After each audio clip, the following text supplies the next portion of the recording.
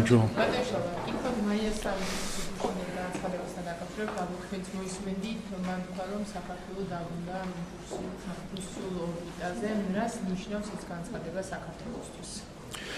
უბრალოდ ყოველსა ყველა შეგახსენებთ, რომ მაია სანდუ არის ის ადამიანი, რომელმაც 4 ოქტომბერს ხელისუფლების დამხობის პროცესს დაუჭირა მხარე. მაშინ, როდესაც საქართველოს პრეზიდენტის სასახლეზე მიდიოდა ძალადობრივი შტურმი, ზუსტად იმ დროს, 4 ოქტომბერს, იმ წუთებში, როდესაც მიდიოდა შტურმი პრეზიდენტის სასახლესა, მან საჯარო განცხადებით მხარი დაუჭირა ხელისუფლების დამხობაში მონაწილე ჯგუფს.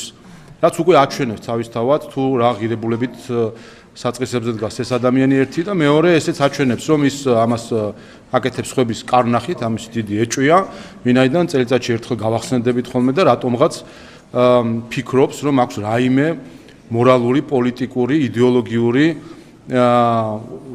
უპირატესობა, რომ ქართულ ხალხს ესაუბროს ამ ტონით. ამიტომ რა თქმა უნდა, როდესაც ჩვენ ვისმენთ ამგვარ ანტიქართულ რიტორიკას მოლდოვის პრეზიდენტის მხრიდან, ეს არის სრულიად აღმაშფოთებელი და მნიშვნელოვანი არის, რომ ამაზე იყოს რეაქცია. კიდევ ერთხელ ჩვენ ალბათ თავის დროზეც უნდა გქონოდა ძალიან მკაფიო რეაქცია გარდა განცხადებებისა, როდესაც მოლდოვის პრეზიდენტმა ღიად მხარი დაუჭირა ხელისუფლების ძალადობის დამხობაში მონაწილე ჯგუფებს. ასე რომ ამ ხრივ მე მგონი გასაგებია რასთან გვაქვს საქმე და მეორე ეს არის ადამიანი, რომელიც მხარს უჭერს საკუთარი სახელმწიფოს გაუქმებას.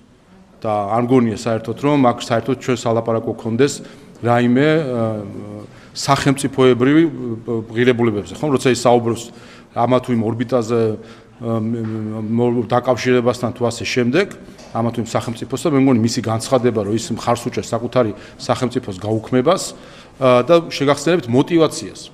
ესეც მნიშვნელოვანია, ვინაიდან შემდეგ როგორც ყოველთვის ხდება ხოლმე ჩვენი შინაზარდი ძალათ ევროპელები ხოლმე ყველას ეკომაგებიან საქართველოს და საკუთარი ქვეყნის გარდა. შეგახსენებთ რა იყო დასაბუთება ქალბატონის სანდუსი და ამაში რაიმე ასე ვთქვათ ცრუ აზრები არ ქონდეს. მისი დასაბუთება იყო არა ის, რომ მოლდოველი ხალხი და რუმინელი ხალხს რაღაც რომ მათ კავშირი აქვს და ასე შემდეგ. მისი დასაბუთება იყო, რომ მოლდოვა არის პატარა სახელმწიფო და პატარა სახელმწიფო ვერ გადარჩება და ამიტომ უნდა შეუერთდეს დიდ სახელმწიფოს. ეს იყო მისი мотивация და არა ის, რომ კულტურული თუ ეროვნული კავშირები არსებობს მოლდოველებს და რუმინელებს შორის. ამიტომ როდესაც სახელმწიფოს მეთაური ამბობს, რომ ეპატარავება თავის სახელმწიფო და უბრალოდ იმდენად მცირედ მიაჩნია, რომ ფიქრობს, რომ იმისთვის რომ გადარჩეს საჭიროა რომ გაუქმდეს სახელმწიფო, მზად არის რომ ხარი დაუჭიროს საკუთარი სახელმწიფოს გაუქმებას. მე მგონი აქ ფაქტია, რომ ჩვენ მართლაც სხვადასხვა ორბიტაზე ვართ ღირებულებების მხრივ. ასე რომ ამ ხრივ რა თქმა უნდა ჩვენ მოლდოვას ვერ გავუწევთ რაიმე კონკურენციას. ზეჰილის სტატიაზე კითხავთ, ალბათ ნახავთ თქვენი ისინი წერენ, რომ საქართველოსთან დაკავშირებული ლობის ეწევა სტივ ნიკალსონი, რომელიც ეწინააღმდეგება მეგობარი აქტის მიღებას ამერიკაში. ერთის მხრივ ეს ნაწილი მეგობარი აქტი, რომელიც მოამზადა ჯონსონმა და მეორეს მხრივ ამ ადამიანის განცხადების თავაზე არის იქ საუბარი, რომ მისი მიზანი არის, რომ საქართველოსა და ამერიკას შორის ურთიერთობები გადაიგვირთოს. ის საუბრობს, რომ ბაიდენის ადმინისტრაციის ძიმე მემკვიდრეობა შეუშალა ამ ყველაფრის ხელით და პირიქით. ნუ ვერ გეტყვით რას ეფუძნება ან რა ფაქტობრივი წინაპირობები უდგავს ამგვარ განცხადებებს. ერთი რამე შეგვიძლია თქვა ჩვენი საქართველოს ხელისუფლების სახელით, ჩვენ არაფრის ლობირებას და ასე ვთქვათ არ ვაპირებთ და არ ვსაჭიროებთ.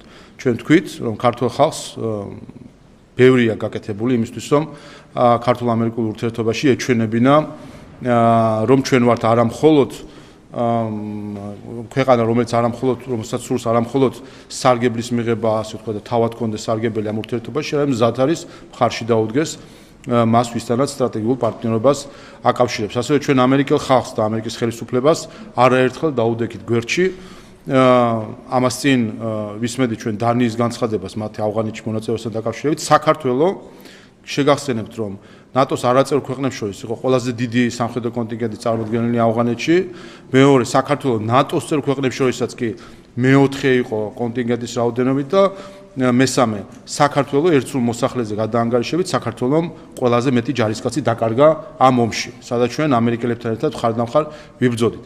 და ამის საპირწონედ ჩვენ რო ხედავთ თუნდაც ჰელსინკის კომისიის თუ სხვადასხვა ცალკეული კონგრესმენის მხრიდან ანტიქართულ რიტორიკას, ეს აჩვენებს უბრალოდ ამ ადამიანების მხრიდან დაუფასებლობას ქართული ხალხის წვლისა ჩვენს საერთო საქმეში და ერთმანეთის გვერდში დგომაში. ასე რომ კიდევ ერთხელ ეს შიდა პოლიტიკური საკითხები, არ ვიცი, მათი გადასაწყვეტი არის, ჩვენ ზოგადად ვფიქრობთ, რომ ეს სისტემა თავისთავად არ არის სწორი, როდესაც ხედავთ ჩვენ რაღაც ლობისტური ძალისხმევებით და თავად ხედავთ ჩვენ ამერიკის შეერთებულ შტატებში ეს არაერთხელ გამხდარა თქვა სკანდალის საფუძველი, რომ სხვადასხვა ლობისტური ინტერესებით და არა გულწრფელი პოლიტიკური мотивაციით და პოლიტიკური იდეების საფუძველზე, არამედ რაღაც სარგებლის სანაცვლოდ ხდება ესა თუ ის მოქმედება, მაგრამ არ მაგას ვერაფერს ვერ ვიტყვი, თავარი არის ერთი რამე, რომ თუნდაც ჰელსინკის კომისიასთან დაკავშირებითაც რომ უნდა შეწყდეს ანტიქართული რიტორიკა იმისთვის, რომ მოხდეს ჩვენი ურთიერთობების გადაწყვეტა.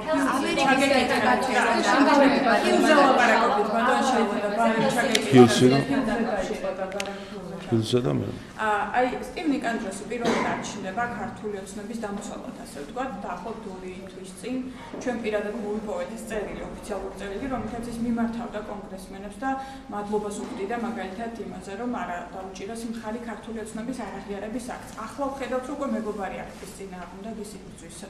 რამე არაფორმალური გარიგება არსებობს არა, ჩვენ ნიკანდროს შორის თუ რატომ ლობირებს ის ასე არ ვიცი საერთოდ ის რასაც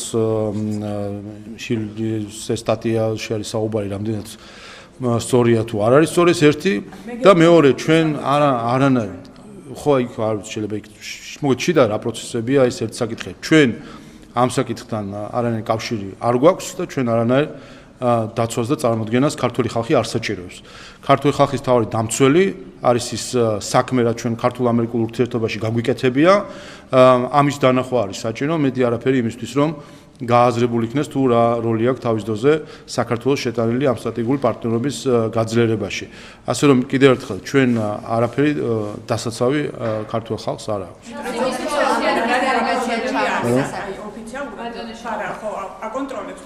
ჩვენ არც კიდევ ერთხელ არც ოფიციალურად თუ არაოფიციალურად თუ რაც კიდათ ის დაარქვით, არანაირი ლობისტურ მომსახურებას ჩვენ არ ვწევდებით. ვერ გეტყვით მას, კითხეთ თუ კი ეს სიმართლე არის, არც ვიცი, მაგრამ თუ კი სიმართლე არის, მას უნდა კითხოთ ხა, ვიცი, რა მეინტერესებს. ეს მოსმენა უნდა გამართულიყო საქართველოსთან დაკავშირებით, თუმცა ოფიციალური ინფორმაციით, როგორც თქვეს, ამ ის გამო გავხდა ეს მოსმენა, ზოგადად ასამსახურებოდა ეს მოსმენა, მაშინ როდესაც თავმჯდომარე არის ჯოლსონი, ასევე მიწვეული იყო მისანახად თორტონი, მათი მონაწილეობით ეს მოსმენა და ასევე მიზეზი გაუქმების ხო, მე ჩავხედე სხვა ჩვენს ამინდის პროგნოზს ვაშინგტონისთვის და მზიანი უნალექო ამინდია და როგორც ჩანს ალბათ ვაშინგტონში ალაგ-ალაგ ქარიქრის და შეიძლება იმ ალაგზე ცუდი ამინდია, მაგრამ კიდევ ერთხელ ვერ გეტყვით ან სხდომის მოწევა რა იყო, ან სხდომის გადადება რა იყო, ვერ გეტყვით, თუმცა ერთი რამე კი თვალში საცემი იყო, როდესაც პრეზიდენტ ტრამპის მტერი ლორა თორნტონი, რომელიც მას სექსუალურ მოძალადედ მოიხსენიებს, როდესაც პრეზიდენტ ტრამპის მტერს ჩვენების მისაცემად იწვევ, მე მგონი პირველ რიგში საკუთარი თავის დისკრედიტაციას აკეთებს ჰელსინკის კომისია ამ ფაქტით, როდესაც ყველაზე ამერიკის შეერთებული შტატების პრეზიდენტის წინააღმდეგ ტყუილების შემთხზელ ქალბატონ თორნტონს იწვევ მოწმედ.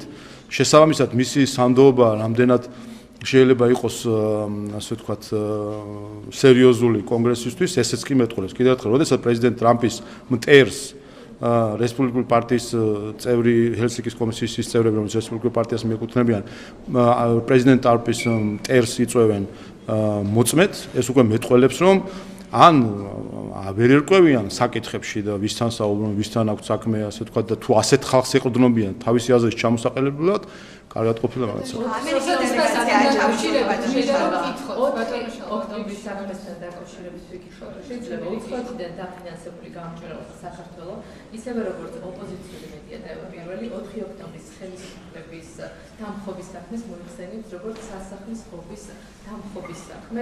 თქვენთვის როგორ დასდება სწორად?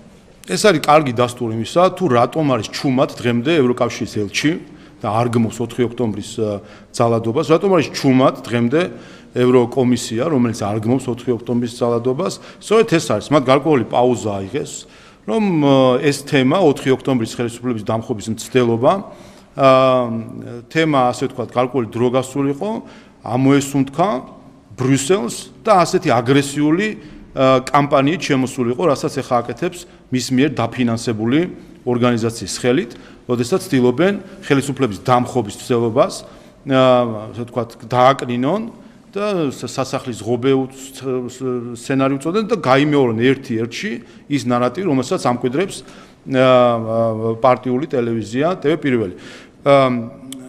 და ეს არის ზუსტად ევროკავშირის ცივილიზაციული უფსკრუჯის ჩახედვა, რასაც ჩვენ უყურებთ. ეს არის ზუსტად რასაც აკეთებს ევროკავშირის საელჩო, როდესაც არ დაგმობით ახალისებს, აქეზებს შემდგომ ძალადობებს და ეს არის სწორედ იმის მიზეზი, რომ ორგანიზაცია საერთაშორისო გამჭვირვალობა, რომელიც შარშან, მათ შორის ევროპული დაფინანსებით ჩაერია არჩევნებში, შემდეგ ცდილობდა არჩევნების შედეგების დისკრედიტაციას, 25 წელს ევროკომისიამ მილიონი ლარით დააფინანსა საერთაშორისო გამჭვირვალობა, დღემდე ის ხარჯავს ევროკავშირის ფულს და სხვათა შორის მთელი ირონია იმაში არის, რომ ფორმალური საბაბი, ასე ვთქვათ, დაფინანსებისა არის დეზინფორმაციის და კოორდინირებული კამპანიის წინააღმდეგ ბრძოლა. და ზუსტად აი თუნდაც აი ამ დღევანდელი მათი განცხადებით ისინი ევროკავშირის ფულს იყენებენ დეზინფორმაციისთვის, რომ წარმოაჩინონ 4 ოქტომბრის ძალადობა წარმოაჩინონ რაღაც დაკნინებულ ფორმაში დეზინფორმაციისთვის და კოორდინირებული კამპანიისთვის. მე ყველა შევახსენებ. 4 ოქტომბერს 30-ზე მეტი პოლიციელი დაშავდა. 21 პოლიციელის ჰოსპიტალიზება გახდა საჭირო.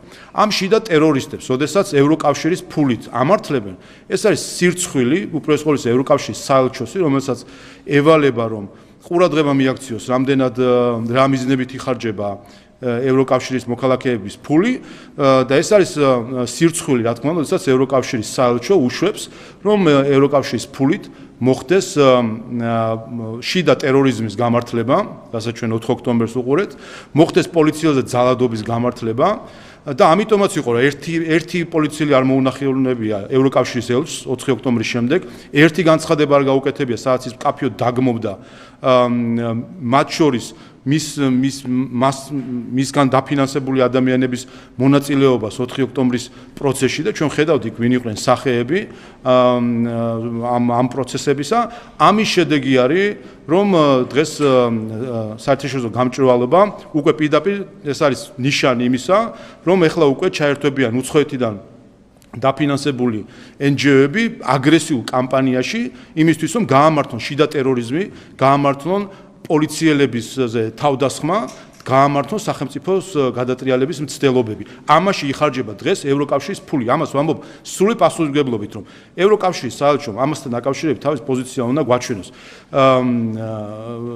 რაც შეეხება ამ კითხვებს. კიდევ ერთხელ, მისი ფული იხარჯება დღეს შიდა ტერორიზმის გამართლებაში. და ეს არის სირცხვილი კიდევ ერთხელ და თუ უნდა რომ ეს სირცხვილი არ იყოს მათი ნაწილი, საჭირო არის ამისგან მკაფიოდ გამიჯვნა და თუ ევროკავშირი და შესაბამისი სტრუქტურები პატიოსანი დაფინანსებით იყვნენ დაინტერესებული, დღესვე შეწყვეტენ იმ მილიონი ლარის დაფინანსებას, რომელიც საერთაშორისო გამჭვირვალობას აქვს დეზინფორმაციის წინააღმდეგ ბრძოლისთვის და თავად ავრცელებს დეზინფორმაციას და ჩართულია კოორდინირებულ კამპანიაში.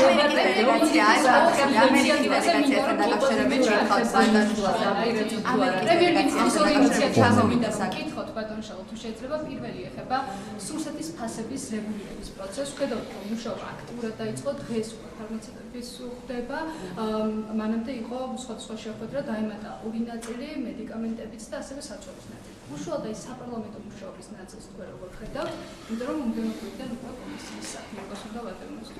ქართული ოცნების ფრაქციის მიერ უკვე დაინიცირებული არის დადგენილების პროექტი დროებით კომისიის შექმნასთან დაკავშირებით, რომელიც მომავალ კვირას იხსნება საგაზაფხულო სესია და პირველივე სხდომებზე მოხდება განხილვა და შექმნა დროებითი კომისიის, რომელიც შესაბამისად სამივე საკითხს, როგორც პროდუქტზე, ისე მედიკამენტებზე, ისე საწვავთან დაკავშირებით საკითხებს შეისწავლის და გვექნება შესაძლებლობა, რომ მთელი საზოგადოება იყოს ამაში ჩართული საჯარო სხდომების მეშვეობით, ყველამ ერთად მოვისმინოთ როგორ ხდება ამ სფეროებში ფასების წარმოქმნა, თავად იქნება ეს მწარმოებელი, დისტრიბიუტორი თუ სხვა რგოლი ამ ბიზნესებისა, თავად მათგან მოვისმინოთ და ხედავთ ჩვენ მათ გაცხადებებს, რომ ისინი ხედავენ შესაძლებლობას ფასების დაწევისა, მიუთითებენ გარკვეულ საკითხებზე, რომელიც შეიძლება დარეგულირდეს, შეიძლება საკანონმდებლო სახით, შეიძლება პრაქტიკა არის შესაძლებელი, შეიძლება მათ შორის ცნობიერების მხრივ საზოგადოებამაც ამას ყურადღება მიაქციოს. ეს ყველაფერი იქნება საჯარო პროცესი, ჩართული იქნება ყველა დაინტერესებული პირის, შესაბამისად ჩვენ ერთად შევძლებთ საზოგადოებასთან ერთად საკითხში გარკვევას და გადაწყვეტილებებს მიიღოს. ამერიკის ინიციატივას უკვე დებატებთან და მის საჭიროებასთან დაკავშირებით. თქვენ ვისთან ხედავთ ამ ინიციატივის განხორციელების პერსპექტივას, სად ხედავთ ესეთ ცენტრს, რომ გამოთქვამზეობა ნაწილმა კი უარი განაცხადა. აი ამ საკითხთან დაკავშირებით დავაბადებ, ხდება კითხვაც, რომ თქვენ ოპოზიციურ არხებზე თუ ითანამშრომლებთ, თუ მიხვალთ მაგალითად ტელევიზიურ როგორც ეს ფორმულა ასე ვყავით, ამ ნაწილზე პირველი მე მგონი ძალიან კარგი იყო ეს დაახლოებით ერთი კვირა რაც ეს ინიციატივა გაჟღერდა და ნახეთ ჩვენ კარგი იყო რომ საზოგადოებამ დაინახა რადიკალების რეაქცია და ამითი კიდევ ერთხელ დარწმუნდა ყველამ ვინ რა ჯგუფები არიან ისინი რომლებიც კრძალავენ დისკუსიას და უნდათ ყვირილი და არა საუბარი. მათ შორის ნიშანდობლივი არის სალომე ზურაბიშვილის მხრიდან დამოკიდებულება, რომ არავინ არ ჩაერთოს დისკუსიაში. სალომე ზურაბიშვილი თუ კი გავითვალისწინებს მის სხვადასხვა შეხვედრებს და კონტაქტებს და კომუნიკაციებს, მისი სახით გვესაუბრებიან ჩვენ ზოგიერთი უცხოური ჯგუფები. ასე რომ პირდაპირ მისი სახით განგვიცხადეს უბრალოდ სიგნალი მისცეს მათ მიერ დაფინანსებულ ჯგუფებს და ხარდაჭერი ჯგუფებს, რომ არანაირ დისკუსიაში, დიალოგში არ შევიდნენ. რატომ? და ესეც ხშირად მოგვისმენია მათგან, რატომ? იმიტომ რომ ამ სცენაზე ისინი სუსტები არიან და ასე ვთქვათ, ვერანაირად ვერ წარმოაჩენენ თავის არგუმენტებს. მე შეგახსენებთ, რომ როდესაც შარშან არჩევნების შემდეგ ვნახეთ ჩვენ ძალადობრივი აქციები, მაშინ პრემიერ-მინისტრის ინიციატივა, რომ მზად ვიყავით, მათ შორის ის და მეც დამსდარიყავით საჯაროდ მედიაში, თავად დაესახელებინათ, ვინ იქნებოდნენ მათი ფალავნები, თუ კი რაიმე სათქმელი ქონდათ და გვესაუბრეთ რა შევწყვიტეთ, ერთი რა იყო დაწყებული და რა შევწყვიტეთ ამ 28 ნოემბერს. ეხლა ხო ყველა მიხვდა, რომ იყო ეს აბსოლუტური ფარსი, რაც მაშინ მოიფიქრა რამდენიმე უცხოელმა, მათ შორის რამდენიმე დიპლომატი ჩაერთო ამაში, ფარსი, თითქოს რაღაცა იყო მოლაპარაკება დაწყებული, რომელიც ჩვენ შევწყვიტეთ. აქვე შეგახსენებთ სხვათა შორის, რომ მოლაპარაკების გახსნის გადაწყვეტილება უკრაინაზე და მოლდოვაზე რომ მიიღო, ევროკომისიამ დღემდე არ დაუწყიათ. გავიდა აგერ 3 წელი მე მგონი უკვე თუ 2 წელი და დღემდე არ იქაც კი არ დაწყვილება მოლაპარაკება საქართველოზე მისაუბროს, მაგრამ ასე უტიფრად ბრიუსელიდან თქვენს ტყუილი, რომ თითქოს რაღაცა შეაჩერა თუ შეწყვიტა საქართველოს, დღემდე ამ ტყუილს ამბობენ ბრიუსელიდან და ამ ტყუილი წააქეზეს ძალადობა საქართველოს თბილისის ქუჩებში. ჩვენ მაშინ შევთავაზეთ ყველას, რომ მოდი თავად დაველაპარაკოთ და საზოგადოება მიხვდებოდა საბოლოო ჯამში, რომ ის იყო აბსოლუტური ტყუილი და ნახეთ თქვენ მაშინ, რომ ჩაჩეხეს ყველანაირი შესაძლებლობა გარედან მითითებით, არანაირი საჯარო დისკუსია. ახლა დრო არის მოლოტოვის კოქტეილების სროლით, რომელიც ასევე ევროკავშირის დაფინანსებული პროპაგანდის შედეგი იყო, როდესაც მოხდეს რაღაც იდეალიზება ძალადობისა და აუკრძალეს ნებისმიერი დისკუსია. ასე რომ ქალბატონი სალომეს ეს განცხადება, ქალბატონი სალომეს პირი ჩვენ გვესაუბრება სინამდვილეში ის უცხოური ჯგუფები, რომლებიც მართავს რადიკალებს საქართველოში. რაც შეეხება ჩვენს განაცხადს, კიდევ ერთხელ თავად ის ფაქტის დებატების რო დავფიქრდეთ, ხომ? ჩვენ ხო სინამდვილეში ამ დებატებში არის საქართველოს ხელისუფლება განუწყვეტლი. აი დღეს ჩემი დღევანდელი, ასე ვთქვათ, ბრიფინგი კომენტარი, პრემიერ-მინისტრი, რომელიც კვირაში ერთხელ მაინც ყველა მედიასთან არის.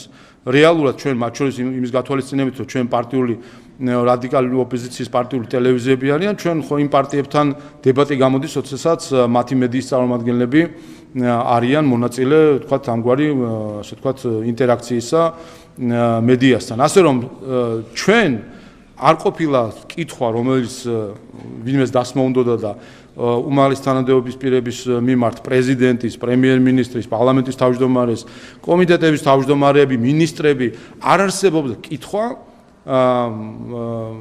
მიუხედავად იმისა, რომ კიდევ ერთხელ გარედან მითითების შედეგად რადიკალებმა მთლიანად ჩაჩეხეს პირდაპირ ასე ვთქვათ დისკუსია და დებატი, არ არსებობდა კითხვა, რომელსაც მათი ტელევიზიების გავლით ჩვენამდე ვერ მოიტანდნენ ყველანაირად წვავე ფორმით და არ არსებობდა კითხვა, რომელსაც პასუხი არ გქონია, რომელსაც პასუხს გაურბივართ და ასე შემდეგ. ასე რომ ჩვენი მზაობა ყოველთვის იყო. თუმცა კიდევ ერთხელ ჩვენ ნახეთ, რომ საუბრის ნაცვლად უნდა იყოს ყვირილი, ლოზუნგები, ძალადობა, ზიზღი, ეს არის რაც დღეს სამწუხაროდ ბრიუსელის დაფინანსებით საქართველოში ხდება, რომ ზიზღი, ძალადობა უნდა იყოს წაქეზებული. რაც შეეხება პლატფორმებს, რა თქმა უნდა, ჩვენ მიზანი რა არის? მიზანი ის ხო არ არის, რომ იქ კორიდა გაიმართოს და ყვირილი და ჩხუბი იყოს, ხომ? ჩვენი თავარი არსი და დასკვნაც ის არის საზოგადოების, რომ უნდა იყოს საგნობრივი დისკუსია, განხილვა, სიძულვილის, წივილკივილის და არ ვიცი, ასეთი შეძახილების, რა თქმა უნდა, მაცადეთ, რომ ამ ყველაფრის გარეშე უნდა წარიმართოს. ამიტომაც მნიშვნელოვანი არის, რომ ნებისმიერი ასეთი ფორმატი უზრუნველყოფდეს მსგავს გარემოს.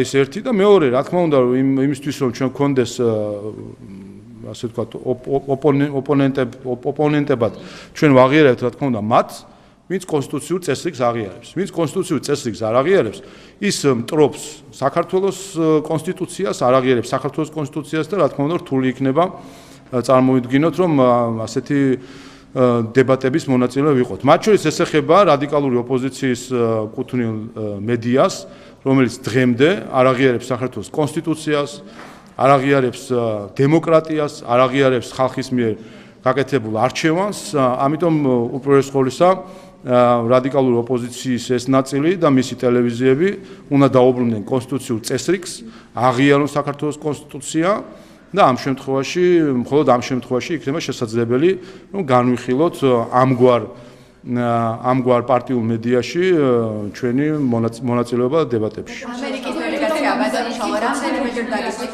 ჩვენ გვებას და ამერიკის დელეგაცია საუბრობენ პოლიტიკოსების, მისი ოჯახის წევრებით, ცალკეული ადამიანების ჯგუფი ამბობენ, რომ ეს საქმე მაინც არ არის შეფასებული ისე როგორც საჭიროა და მეტიც აი დღეს შაქარაშვილი წერდა, რომ ცალკეული ბიუროკრატები პირიქით ამ რეჟიმის წარმომადგენლების გვერდში დგანან და აქეზებენ. აი ცალკე საქმეც რომ შეფასოთ თუ შეიძლება და ცალკე აი ეს გამოხმაურებად შემდეგ რაც გირგვლიანის საქმე გახდა ლაკმუსის ქაღალდი არა მხოლოდ საქართველოს მაშინდელი ხელისუფლებისთვის, არამედ გახდა მთლიანად იმ დასავლეთისთვის, რომელიც ნაციონალურ მოძრაობის რეჟიმს მხარს უჭერდა და კვლავ მხარს უჭერს.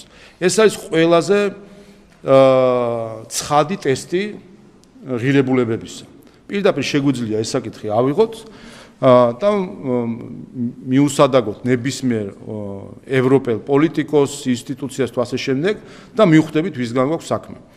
შესაბამისად, როდესაც ჩვენ ხედავთ, რომ ამ საქმის ერთ-ერთი მთავარი თავის დროზე ჩამფარცვავი, შემკერი და ასე ვთქვათ მიმჩუმათებელი ზურაბ ადეიშვილი დღეს არის უკრაინის გენერალური პროკურორის მოადგილე, თუ არ ვიცი, მისი თანამდებობი და რეალურად ის გენერალური პროკურორი არის სინამდვილეში. და როდესაც ხედავთ ჩვენ, რომ და შესაბამისად იქ ვინც არის თანამდებობაზე, იცით, რომ ევროპელების ხარდაჭერის გარეშე იქ ეგეთ თანამდებობებზე ვერ არიან და ბევრი რამე გარედან იმართება. ასე რომ ხედავთ, რომ ადამიანი, რომელიც ამის მონაწილე იყო, დღეს წარმოჩენილი ყავთ პროკურორად. ის, ვინც მისი მოადგილე იყო, დღეს მოლდოვაში, ქალბატონი წოწორია, მოლდოვაში მოსამართლეებს ურჩევს ვეტინგის წესით და პროკურორებს ურჩევს და ჩვენ გვეუბნებიან, რომ მიბაძეთ მოლდოვა, სადაც გირგვლიანის მკვლელობის დროინდელი ხალხი და იმ გუნდის წევრები არიან წამყვან პოზიციაზე. აი ეს არის სამწუხარო დღევანდელი ბრიუსელის ღირებულებები. ეს არის მათი გაგებით ის, რასაც ჩვენ უნდა დავემსგავსოთ და ჩვენ ამასთან დამსგავსება, რა თქმა უნდა, არ გვინდა. ის, როდესაც მიხეილ სააკაშვილი, რომელიც მთავარი კოორდინატორი იქნებოდა ამისი პოლიტიკური სახით. მიხეილ სააკაშვილს ხან ცაილელს კამს მიუძღვნიან ხოლმე ევროპის სახალხო პარტიაში და 2 წელი შეგვჭამეს, რასაც ქვია, მისი დახსნის მსურველებმა და ევროკავშირის მოქმედი ელჩი ყალბი საფუძვლებით დემარშებით მიდიოდა იუსტიციის მინისტრად, რაიმენაირად დაეხსნათ ის კანონიერი სასჯელისგან. აი ეს არის ამ დიდმა ტრაგედიამ სინამდვილეში მოგვიტანა ყველაზე მეტი სიცხადე. ვისთან გვაქვს საქმე, როდესაც ვისთან ქონდა საქმე მაშინდელი ხელისუფლების სახით, ამან კიდევ ერთხელ ცხადად აჩვენა და ვინ არიან ის პოლიტიკური ძალები, კიდევ იგივე ხალხია, იგივე სახეები არ არის, ან რასა იუკნევიჩიანები და სხვები. ეს ხო იგივე ხალხი არის დღესაც, რომ ხარს უჭერენ აი ამ საძეგელი დანაშაულის ჩამდენებს, მის გამამართლებლებს და მათ ვინც როგორც სტრასბურგის სასამართლომ თქვა, ორკესტრირებულად მთელი სახელმწიფო წავიდა ერთი ადამიანის წინააღმდეგ. ასე რომ დღევანდელ დღეს ჩვენ კიდევ ერთხელ უნდა გავიხსენოთ ის ფარისევლობა, რომელიც დღემდე არის ბრიუსელში და დღემდე არც ერთ აი იმ პოლიტიკოს ევროპას დღემდე არ დაუგმია სააკაშვილის რეჟიმი, რომელმაც ეს საძეგელი დანაშაული ჩაიდინა. ამერიკის დელეგაცია ჩამოსული ბატონო, ამერიკის დელეგაცია. აი პირდაპირ თერთმეტ. სანგარიში გამოყენდა ანონიმიზმთან აისობასთან დაკავშირებით და დანაშაულის კონტროლის ეფექტიანობით საქართველოს მსოფლიოს საუკეთესო ოცეულში არსებობს ანგარიშები, თუმცა არსებობს განცხადებები, რატომ უგულებელყოფენ ევროკომისიის ანგარიშებს, სადაც საქართველოს მოწინავე. არაწყობთ, იმიტომ არის პოლიტიკური ამოცანა. ის პოლიტიკური ამოცანა, რომ საქართველოს ხელისუფლებაში მოიყვანონ ის ძალები, რომელიც ვასალურად შეაცვლებენ ყველა მითითებას, რომელიც წამოვა ამ უცხოური პოლიტიკური ჯგუფებიდან. ამიტომ ესეც ხო აი ჩვენ რომ გქონდეს საქმე რაღაც პატიოსთან, დისკუსიასთან, თვით რეფლექსიასთან, თუნდაც ზოგიერთი ბრიუსელის ზოგიერთ ჩინოვნიკის მხრიდან. ასეთი რაღაცებზე, ნუ მინიმუმ ხო რაღაც რეაქციები უნდა იყოს, რომ ხო შეიძლება ანუ გააკრიტიკონ მაინც თქვან, რომ არ არის სწორი.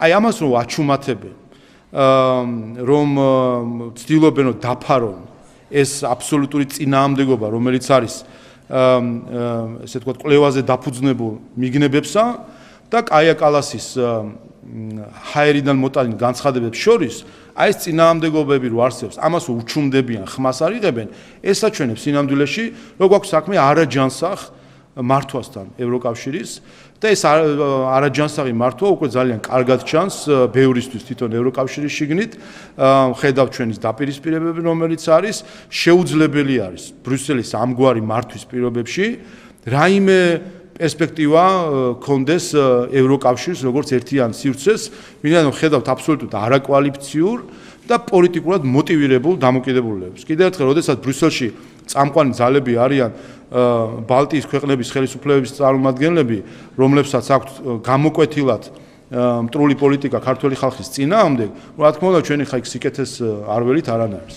ამერიკის დელეგაცია ჩამოსული ბატონო შალვა თუ აპირებთ ჩაქვეყრას, რა მნიშვნელობის არის ეს შეხვედრა, რა გაქვთ ამერიკელი კონგრესმენების უსაფრთხო, როგორც ვიცით, როგორც თავად საელჩომ გააბრძოლა ოპოზიციის ლიდერებსაც ჩახვდებიან ეს კონგრესმენები, რომ გითხრათ მეტი დეტალი, ვინ შეხვდება. კონგრესმენები არ არიან კონგრესის ადმინისტრაციის თანამშრომლები, სხვადასხვა კონგრესმენების მრჩევლები, ასე ვთქვათ, ეს არის ეგრეთ წოდებული სტაფერების ვიზიტი, ანუ აპარატის თანამშრომლების ვიზიტი, მრჩევლების ვიზიტი. მათ აქვს სხვადასხვა შეხვედრები, მათ შორის პარლამენტშიც ექნებათ შეხვედრები.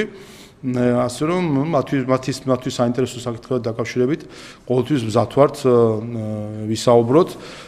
გასაგებია რომ პოლიტიკური ხასიათის შეხვედრები ნაკლებად იქნება, რაც აინტერესებთ, ვინაიდან მრჩევლები არიან და შესაბამისად ამბავს ჩაიტანენ შემდეგ უკვე თავის იმ კონგრესმენებთან, რომლის მრჩევლებიც არიან, რა თქმა უნდა, ალბათ მათთვის საინტერესოა მოისმინონ პირველ წყაროდან თუ რა ხდება სინამდვილეში საქართველოში და არ მოისმინონ ლორა თორტონებისგან და ეკა გიგაურებისგან, რომლებიც საქართველოს მიმართ მტრული რიტორიკით არიან გამოჩენილი.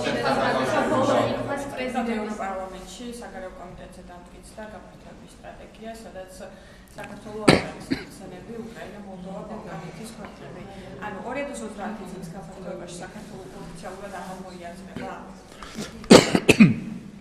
ჩვენ ხედავთ უბრალოდ ცდილობებს, რომ და ეს არის ყველაზე მთავარი დარტყმა, რასაც ბრიუსელის დღევანდელი ბიუროკრატია, რითაც აყენებს დარტყმას აყენებს ევროკავშირს როგორც იდეას, არის ევროკავშირის საკითხის პოლიტიკურად ინსტრუმენტალიზება. ის რომ რაც უნდა იყოს ასე ვთქვათ, საერთო შემართების, სულისკვეთების, მოტივაციის საფუძველი, ამას იყენებენ ზეწოლისთვის, მუქარისთვის, შანტაჟისთვის, დაქვემდებარებისთვის და ის ვინც უარს აცხადებს დაქვემდებარებაზე, შემდეგ მათ მიმართ ამგვარი მაგითხა ძალიან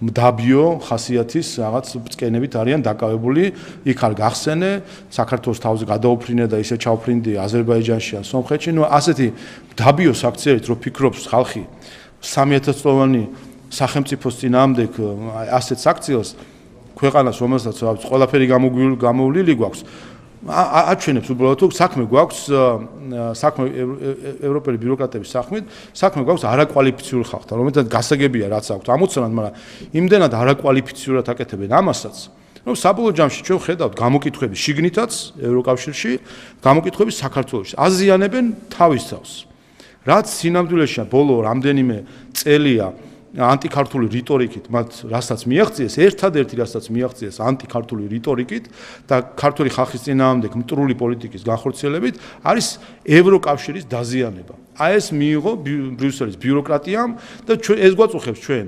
ბრიუსელის ბიუროკრატია ჭირსაც წაუღია ჩვენ მათი არც სიმპათიები გვაქვს მაინც და მაინც გამორჩეული და რაც უნდათ ისე გაუკეთებიათ, მაგრამ ჩვენ გვადარდებს ორი რამე. ერთი რომ ამ საქართველოს ხალხის წინააღმდეგ მტრული პოლიტიკით გაურჩეულმა ზოგიერთმა ბიუროკრატმა არ დააზიანოს ჩვენი ქვეყანა და მეორე არ დააზიანოს ევროკავშირი რომლისკენაც ჩვენ ვისწრაფით იმიტომ რომ მაშინ როდესაც დადგება მომენტი ამ ბიუროკრატიის ხელში არა მაგრამ როდესაც ევროკავშირის ინსტიტუციების წამყვან პოზიციებზე მოვლენ ჭეშმარიტად ევროპელები პატრიოტები და ევროპულ ღირებულებებზე ყოფი ადამიანები მაშინ საქართველოს ევროპული პერსპექტივისთვის იქ რომ მივალთ არ გვინდა დაგხვდეს ევროპა რომელიც დაცლილია ღირებულებებისგან ევროპა რომელიც მშვიდობის პროექტიდან გადაქცეული იქნება ომის პროექტად და ამას უყურებთ დღეს ჩვენ გამალებული შეიარაღებით მშვიდობისთვის შექმნილი ორგანიზაცია ომზე საუბრობს ყოველ მეორე დღეს იქ როგორ ვინ დაესხმება თავს ესენი როგორ მოიგერიებენ და როგორი ის იქნება რა ქვია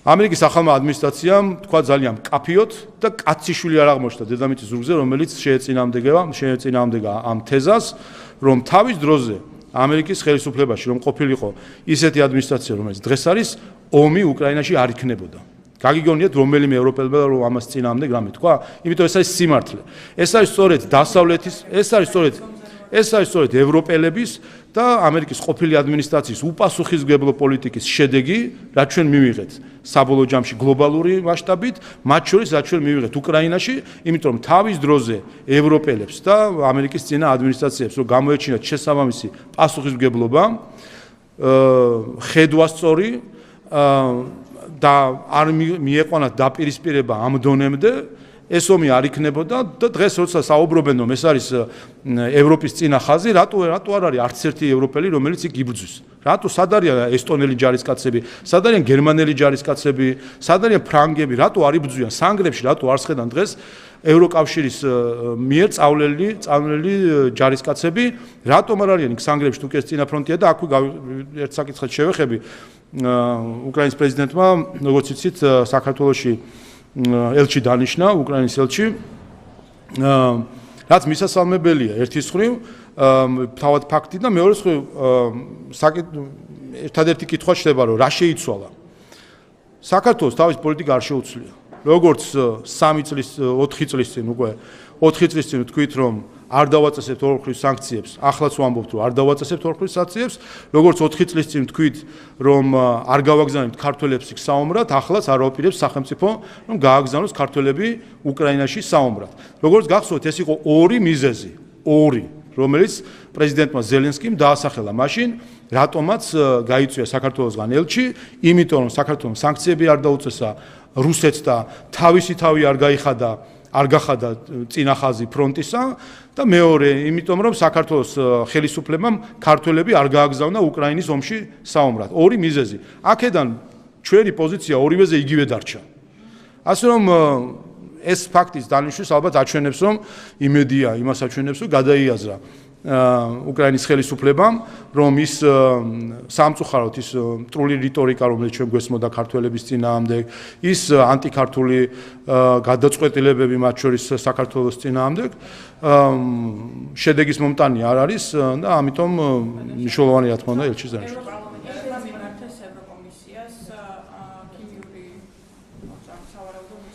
საქმეზე და ისინი ითხოვენ, რომ უფრო მეტად დაინტერესდეს ამით ევროკომისია.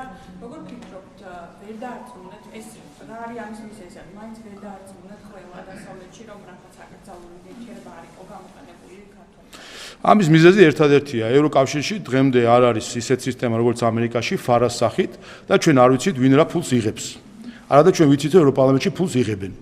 და ნახეთ ჩვენ ამისი კადრებიც, ნახეთ ფულით ვიცე-სპიკერის დონეზე, როგორ ხდება ფულით საქმის გაკეთება ევროპარლამენტში. ამიტომ მე არც ერთი ამ ადამიანის მიმართ არაერთი ნდობა არ მაქვს, რომ მათ რაიმე საკუთარი პოლიტიკური ასე ვთქვათ мотиваცია გააჩნიათ ასეთ საკითხების წამოყენების. ერთი მოკლედ ასე ჩავასრულოთ საკუთარი პოლიტიკური мотиваცია, თავად ის კორუფციული სკანდალები, რომელიც ევროპარლამენტში ბოლო პერიოდში ძალიან ხშირი არის, რა თქმა უნდა, წარმოუშვებს ეჭვს, რომ აქაც საქმე გვაქვს კორუფციულ გარიგებებთან და ეს არის ერთ-ერთი мотиваცია ვიღაცების ხმაურის. ეს ერთი. მეორე, რაც შეეხება საკითხს, რამდენი ხანი გავიდა უკვე ჩვენი გავაკეთეთ. გამოძიება ჩატარდა, გამოძიებამ ყველაფერს პასუხი გასცა, ყველა კითხვას გასცა პასუხი და იქვე თქვა, რომ თუ კი რაიმე საკითხი, რომელზეც პასუხი არ არის, აგერ არის გამოძიების მასალები, ნებისმიერ რელევანტურ უცხოურ ორგანიზაციას თუ აქვს ინტერესი, მობრძანდით, ყველაფერს გაგაცნოთ კიდე დეტალურად, რაც შეიძლება საჯარო არ იყოს, არ ვიცი, გამოძიების მასალები, ყველაფერი. თქვენი აზრით, რამდენმა მიმართა, უყურეთ, აი ხო მარტი რაღაცა, პრემიერ-მინისტრი გამოვიდა, თქვა, გამოძიების შედეგებია, ყველაფერს გაეცა პასუხი, ქართულ საზოგადოებისთვის ყველაფერი ნათელი არის. თუ კი ვინმესთვის რაიმე კითხვის ნიშანი არსებობს, ყველა რელევანტურ უცხოურ ორგანიზაციას მოგმართეთ, ჩამოდით, მე გარკვეული ირონიით ისიც დავამატებ, თუ გინდათ ბილეთსაც ჩვენ გიყიდით, ჩამოდით, განახებთ ყველა მასალას. თქვენი აზრით, რამდენმა მიმართა პროკურატურას თუ მთავრობას? რამდენი მიმართა თქვენი აზრით? ალბათ არ მიმართა ჯერჯერობით. გამარჯობა. არც ერთმა არ მიმართა. შესაბამისად, რატომ არ მიმართა, იცი? იმიტომ რომ ჩამოვლენ, რომ გადაშლიან, ყველაფერს რომ ნახავენ. მე ხო უნდა გამოვიდნენ ევროპარლამენტარები ვიღაცები, ხო უნდა თქვან, რომ დეზინფორმაციას ვავრცელებდით, ცილს უწამებდით ქართულ ხალხს, ვიგონებდით რაღაცა პირველი მსოფლიო ომის ქიმიური იარაღი, ამასაც ხო მოფიქრება უნდა, მართლა გებელსის ტვინი უნდა იდოს ვიღაცაში, რომ ასეთი დიდი ტყუილები შეთხზა, რომ მე ვიღაცა მიფიქროს, რომ ახლა ასეთ დიდ ტყუილსაც ხომ არ იტყოდნენ. ეს ერთი და მეორე რაც ჩვენ გავაკეთეთ, იცით რომ BBC-ს უჩივლეთ, მიმართეთ ვინაიდან შეზღუდული ვარ ჩვენ ბრიტანეთის კანონმდებლობით, სამწუხაროდ არ არის ისეთი გამართული, როგორც საქართველოში არის მედიის მაყურებლების, მომხმარებლების თუ დაზარალების მიმართ. რას ვიზავ, ესეთი ცუდი კანონმდებლობა არის, ჯერ უნდა შიგნით განიხილონ. სამწუხარო რომ BBC-სგან მე როგორც მოვისმინე კომენტარი, წინსწრები დაფიქსირდა პოზიცია, რომ არ აპირებენ კრიტიკულ გადააზრებას და მედიაში იყო თუ არ ვცდები ფორმულა, რომელიღაცა მედიამ მიმართა BBC-ს და მათგან პასუხი იყო, რომ ისინი მხარს უჭერენ თავის ჟურნალისტებს და იცავენ მედიას. ისევ ჯერ ჩვენი განცხადება, რომელიც საკმაოდ მოცულობითი არის, არც გაცნობიან, რა არგუმენტები გვაქვს, რა მტკიცებული, წინასწარ ჩამოყალიბებული პოზიცია აქვს. რაც კიდევ ერთხელ აჩვენებს, რამდენად გაუმართავი არის ეს სისტემა დიდ ბრიტანეთში, იმ მხრივ, რომ ობიექტური განხილვის შესაძლებლობა გქონდეს, მაგრამ ჩვენ დავაანონსეთ, რომ არ იქნება BBC. იქნება კომუნიკაციის კომისია, არ იქნება კომუნიკაციის კომისია, იქნება ბრიტანეთის სასამართლო, არ იქნება ბრიტანეთის სასამართლო, იქნება სტრასბურგი, სადაც ქართული ოცნება უჩივლებს დიდი ბრიტანეთის ხელისუფლებას. იქ უკვე მოპასუხე იქნება ხელისუფლება. და ჩვენ აქამდე მივალთ, თუ კი თავად ბრიტანეთის მართლმსაჯულება ვერ შეძლებს, რომ თავად გაუმკლავდეს ამგვარ საძაგელ ცილისწამებას მთელი სახელმწიფოს მიმართ, თუ კი ამ სისაძაგლეს შეიწყნარებს ბრიტანული მართლმსაჯულების სისტემა, რა თქმა უნდა, ჩვენ ბრიტანეთის წინააღმდეგ სტრასბურგის სასამართლოში წავალთ და გამოცდილება გვეუბნება, რომ სადაც ჩვენ საქართველოს სახელმწიფო და დღევანდელი ხელისუფლება მისი სხვადასხვა განშტოებებით აღმოჩენილა ევროპელებთან პირისპირ სტრასბურგში ყველგან მოგვიგია და აქაც ზუსტად ასევე მოვიგებთ, თუკი ბრიტანეთი თავად ვერ შეძლებს პატიოსანი მართლმსაჯულების უზრუნველყოფას. პრეზიდენტის მხრიდან შეწყალების აქტი, რომელთაც ახლა სარგებლობენ ადამიანები, როგორ აფასებთ ამ ჰუმანურ აქტს? უპირველეს ყოვლისა ეს გახლავთ პრეზიდენტის დისკრეცია და ეს არის მისი სრული დისკრეცია, მისი სრული ასე ვთქვათ კონსტიტუციური პრეროგატივა და ამიტომაც მნიშვნელოვანი არის ზოგადად მათ შორის მჟავრდებულებისთვისაც იმის გააზრება, რომ არ არსებობს შეწყალების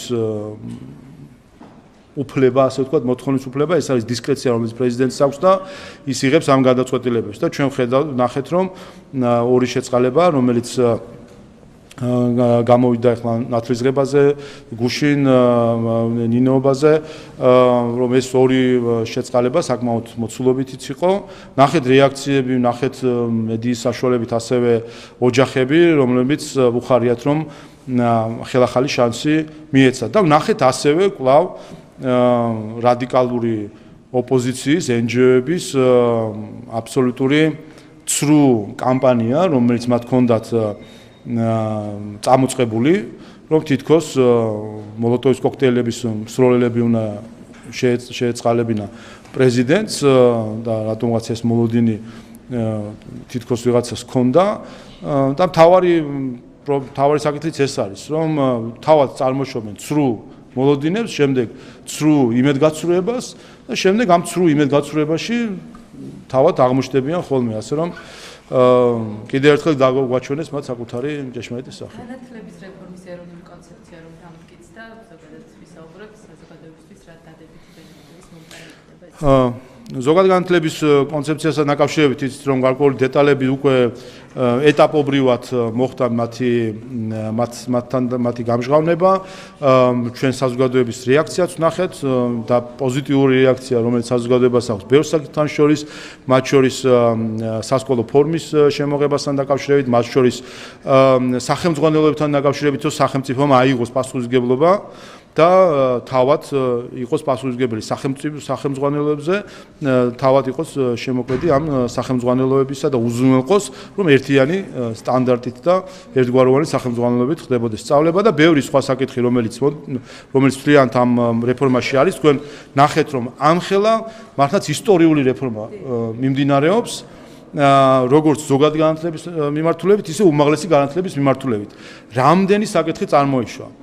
და ორი თემა არის მხოლოდ ორი, ერთი ზოგად განათლებაზე ქონდათ, მეორე უმაღლესი, ორი თემა, რომელიც ისიც манипуляციურად შეეცადნენ, რომ წამოეწიათ. ერთი ზოგად განათლებასთან დაკავშირებით მე-12 კლასის საკითხი და ამის სპეკულაციური მიბმა იმასთან დაკავშირებით, რომ ადამიანი აპრიორი უნდა საზოგადოებრივ მიდიოდეს უმაღლეს განათლების მისაღებად და ამასთან დაკავშირებით ითქვა, რომ ვისაც სურვილი აქვს საკუთარი ცხოვრება ასე დაგეგმოს, ან საკუთარი შვილის ცხოვრება, რომ მაინც და მაინც უცხოეთში უნდა მიიღოს პირველადი უმაღლესი განათლება, მათთვის იქნება მე-12 კლასის არჩევის შესაძლებლობა, ასე რომ არავის ამ მხრივ ყველას ხელი შეეწყობა და არავის არაფერი პრობლემა არ იქნებოდა, ამით დასრულდა ზოგად განათლებასთან დაკავშირებით სხვა პრეტენზიები მეტი აღარ არსებობს და მეორე უმაღლესი განათლებასთან დაკავშირებითაც აქაც ბაკალავრიატის და მაგისტრატურის ხანგრძლივობებზე იყო და აქაც ყველა კითხვას გაეცა პასუხი, ყველაფერი არის ბოლონიის პროცესის ფარგლებში,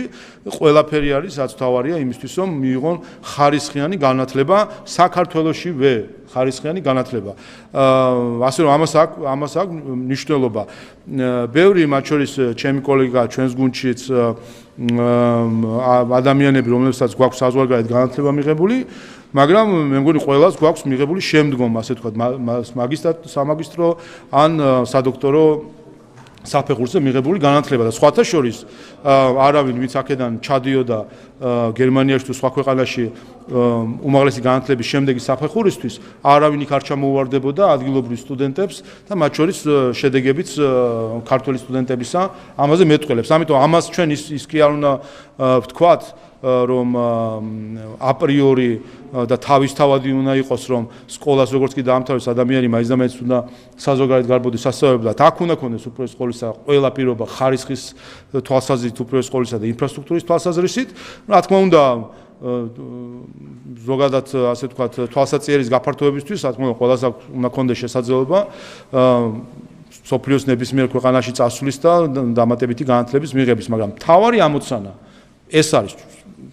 მთელი კრიტიკოსების მთელი არსი არის, რომ ჩვენი განათლების სისტემა, ზოგადად უმაღლესი განათლების სისტემა მორგებული უნდა იყოს იმაზე, რომ როგორმე აქედან წავიდეს ადამიანი საზოგადოებად. ჩვენი აბსოლუტურად სხვა ფილოსოფიას ვამბობ ჩვენ. ჩვენ ვამბობთ, რომ განათლების ზოგადად უმაღლესი განათლების სისტემის ამოცანა უნდა იყოს, რომ საქართველოს მოქალაქემ საქართველოში მიიღოს უმაღლესი დონის ზოგადი და უმაღლესი განათლება და ამ მიზანს მივახცევთ ჩვენ სხვათა შორის ძალიან მოკლე ვადებში იმ დაანონსებული რეფორმით, რომლის ბევრი ასპექტი უკვე გაჟღერდა, ბევრი ასპექტი ასე ვთქვათ, სხვადასხვა ეტაპებზე განხორციელდება.